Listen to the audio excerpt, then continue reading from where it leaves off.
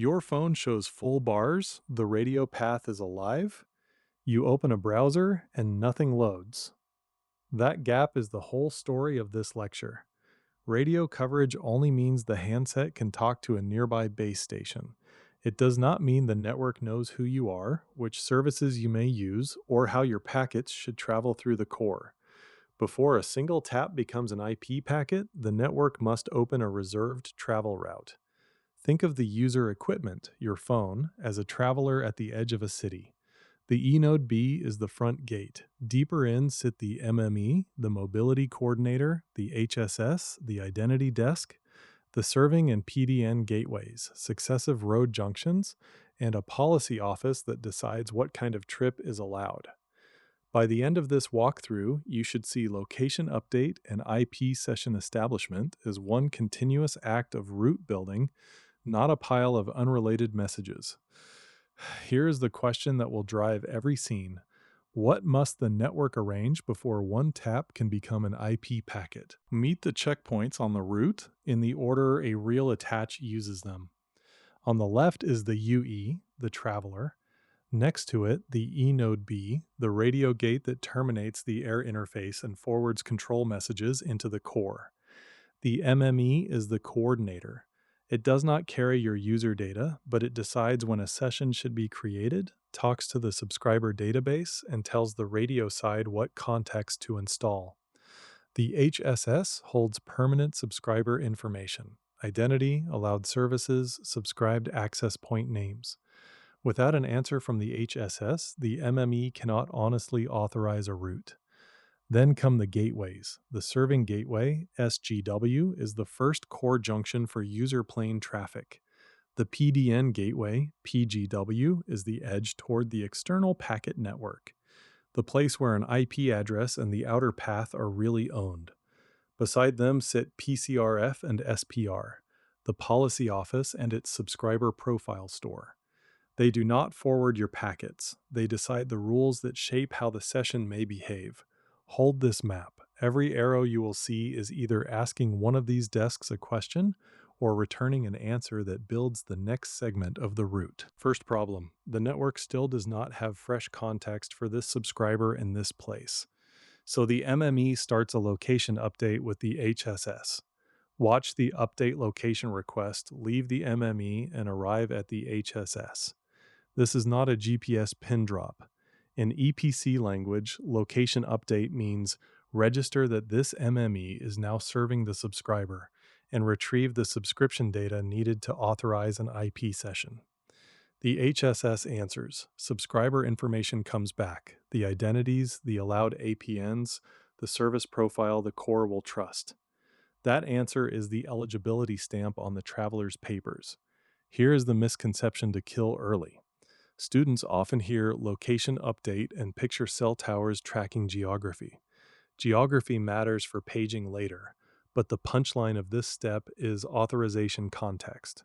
The network can open a route only after it knows which subscriber and which service context it is handling. Plain restatement: radio contact got you to the gate. The HSS answer is what lets the coordinator book the rest of the trip. With subscriber context in hand, the MME asks the core to build an IP session. It sends a create session request toward the serving gateway. The serving gateway is not the final destination.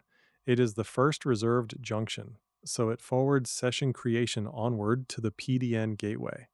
You should picture a chain of road permits being filled, not a single hop. Two labels matter immediately. The APN, access point name, names the service destination the UE is trying to reach, such as the operator's internet APN. The MME supplies an APN consistent with what the subscriber is allowed to use. And the GTP tunnel endpoint identifier, the TEID, is the label that will keep tunnel traffic glued to the correct session. Without matching TEIDs, packets would arrive at a gateway with no idea which bearer they belong to. At this moment, nothing is fully open yet. A create session request is a packet of instructions for building the route.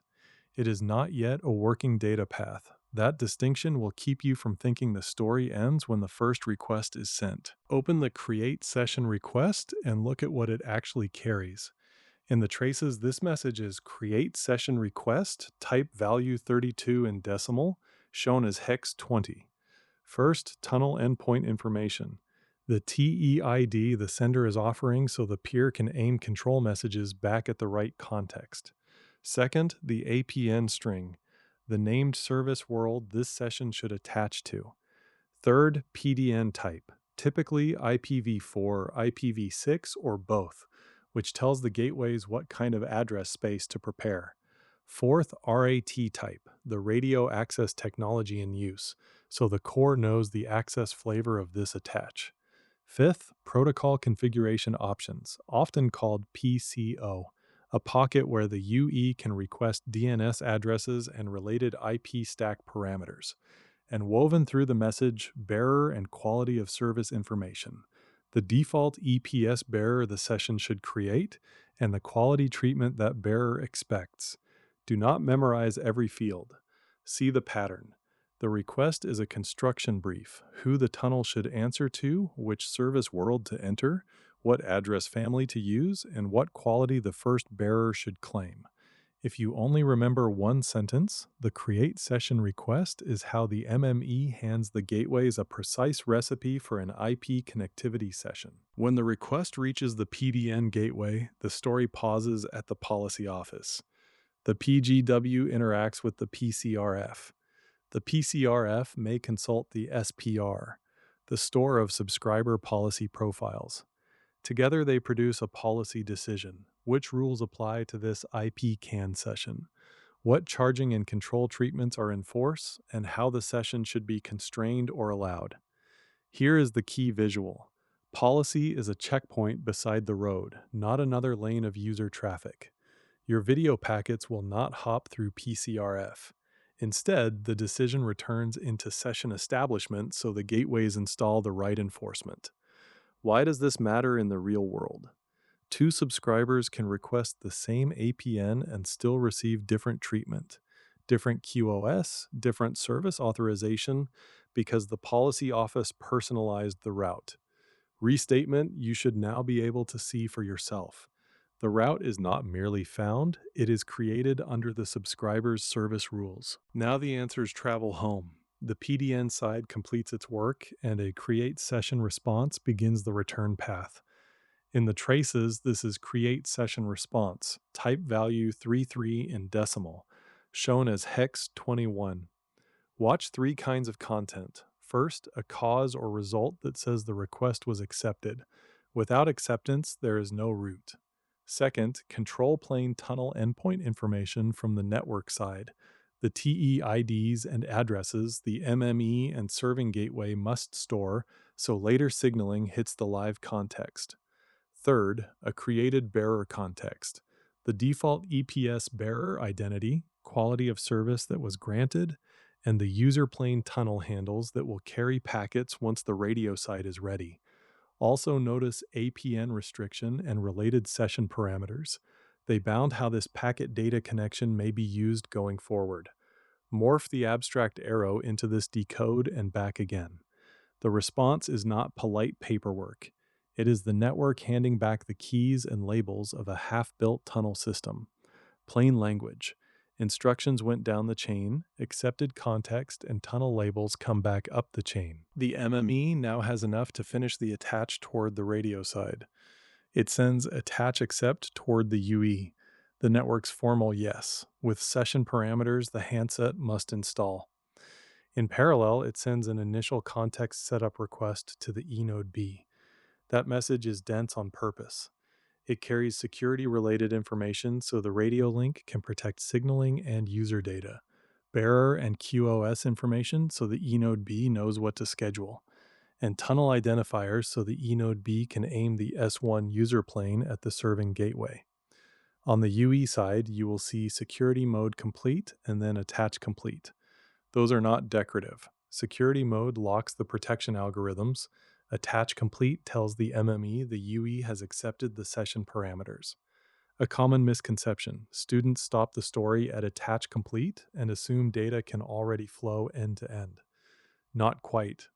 The radio context and the core session still need one more alignment step, so every segment of the bearer agrees on the live tunnel endpoints. Here is the alignment step.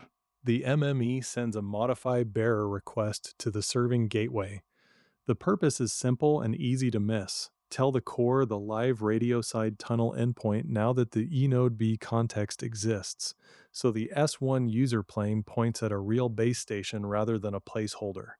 The serving gateway answers with modify bearer response. On the diagram, that is the moment marked S1 bearer established. The S5 bearer between serving gateway and PDN gateway was prepared during session creation. Now the S1 segment is synchronized too. Imagine two halves of a bridge built from opposite banks. Session creation poured the core side spans. Modify bearer bolts the radio side span into the same roadway. Only then does the reserved travel route become continuous. Restatement: attach completion alone is not the same as every bearer segment being fully synchronized. Modify bearer is the handshake that finishes the user plane path. Now build the final picture segment by segment, the way the bottom of the continuation diagram does. Start at the left. The UE sits under radio coverage through the eNode B. From the eNode B toward the serving gateway, the S1 bearer is alive. A GTP tunnel labeled with the TEIDs both sides agreed. That is the first paved segment of the reserved route. Next, from the serving gateway to the PDN gateway, the S5 bearer is established. Another tunnel, another pair of endpoint labels, carrying the same EPS bearer across the core.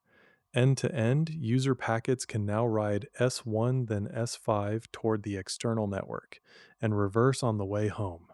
Above or beside that user plane, keep the policy and control links visible, but separate. PCRF and SPR shape the session. They are not hops inside the bearer. The HSS already did its identity work. The MME remains the coordinator that assembled the story. What you should see, signaling first constructed and labeled the path. Only afterward can traffic use it.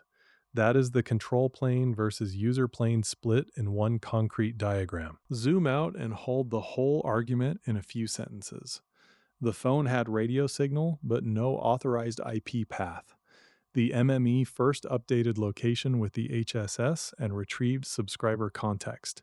It then drove create session through the serving and PDN gateways, while policy control through PCRF and SPR decided which rules the session must obey. Responses returned tunnel labels and bearer context.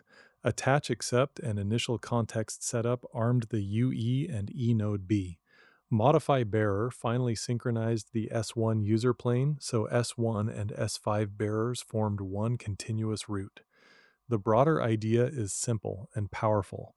In modern mobile cores, the control plane builds and labels a path before the user plane is allowed to carry a single customer packet. One open question in the same style of reasoning: what other network path could we understand by asking who is allowed to connect, where the path should go, and how each segment will recognize it?